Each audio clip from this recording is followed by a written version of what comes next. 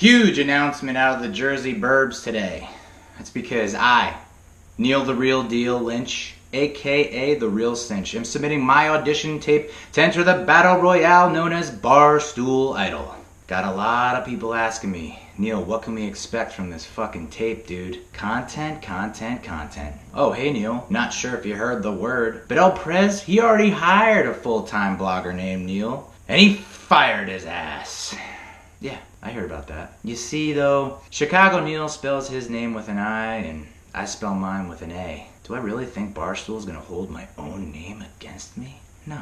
I'm an A+ blogger with an F- body. Anyone with a brain knows I'm a guy. Even Chicago Neal with an I gets that. In fact, Portnoy caught wind of what I got cooking over here.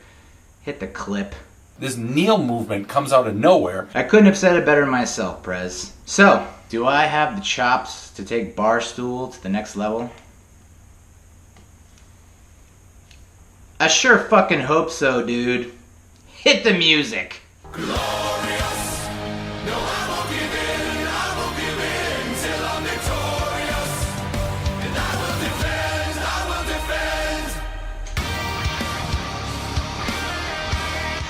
Hello and welcome to the Neal Lynch audition tape, the most talked about event of the year. Before we dive into what's sure to be an absolute spectacle, let's take a look at the tail of the tape. Neal, what do you got for us? Thanks, Neal. As you folks can see from our tail of tape at home, Neal is no spring chicken. He's definitely been around the block a few thousand times. He's a grizzled vet who's been chomping at the bit for his time to shine. And just about everyone agrees that he is a dark horse leading into this competition. A virtual unknown who wanted to be known that he's not past his prime and that he's just now hitting his stride. I had the chance to talk to Neal before this audition tape, and he said he's drawing inspiration from the likes of Randy the Ram Robinson and The Wrestler, Vince Papale in Invincible, Bernie Mac in Mr. 3000, and Dennis Quaid in The Rookie. Back to you, Neal. Thanks, Neal. That's great work. Our camera crews have been following Neal for the better part of 4 decades now. And folks, let me tell you, you're in for a treat, okay? Even if you thought you knew Neal, we found out there's a whole lot more to this wild man-child. Let's take a look.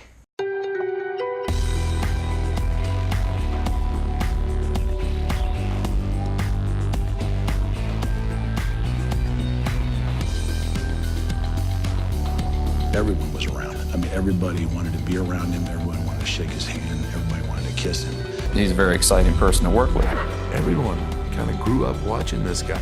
Everybody knew that he was special. He was chiseled. I don't think any of us had ever seen anybody quite like that. His reputation preceded him. I don't care who it is, he'll get in there with anybody. And he just comes out with this big smile and he's just waving at everybody, and it's like... Everybody in the country wanted him. Brother, I was with him one night when he drank 106 beers. 106. Yeah. When he passed gas, it was an event. He was an assassin. That guy gives maximum effort. He had a heart bigger than his body. He didn't back down. He was fearless. To me, he's the greatest athlete of the 20th century. There's not even an argument there. Every 2 or 3 days, he would do something to make you just kind of scratch your head and say, man, I don't know if I saw that right. He was like a rocket ship that was fired out of a cannon. He was excitement incarnate. He was untouchable. All we saw was a man doing things that we had no idea were humanly possible. From the time he was a little kid, he was almost like a Paul Bunyan type of figure. He could do something that would be completely unbelievable, and he didn't even have to necessarily do these things for people to assume that they were true. Where'd this guy come from? It was like ballet, the way he flew through the air, the way he moved. And it seemed like he could hang forever. Wow, it is great to be here. Thanks for having me, Sharks. I've got a ton of content ideas, so let's dive right into them rapid fire. Idea number 1, Neal tries wacky stadium food. There's a lot of weird shit being served at stadiums across our country and our continent, and I want to try it, and I want to rate it, and I want to review it. Number 2, Faux Show, F-O-E-S-H-O. This is a one-on-one debate series featuring bitter rivals.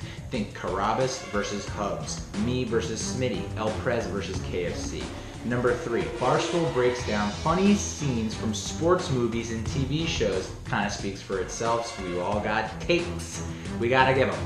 Number 4, Neal reads outrageous internet comments. There are a lot of them out there. I'm gonna collect them all and I'm gonna read them, and then I'm gonna have the person they're about react to them. Electric. Number 5, porta potty talk.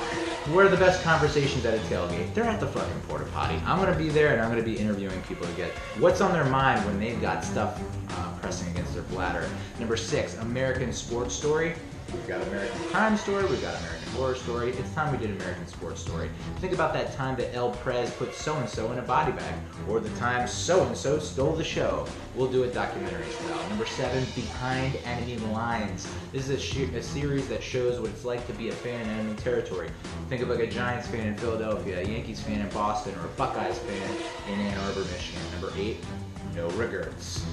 Barstool personalities, they got regrets just like everyone else. It's time to tell everyone about those regrets, and then they'll get a chance to redeem themselves. It'll be like Tosh.0's Web Redemption meets Freezing Cold Takes. Number 9, Barstool Confessional Booth featuring Father John Feidelberg. How is this not a video series already? It's already doing great weekly as a blog with tweets embedded. It needs to be video. Number 10, Evolution of Sports Fashion Review with Failing Upwards in KFC. That's a no-brainer. It could also be a This Week in Sports Fashion Review, but it's gotta happen. What do you think, Sharks?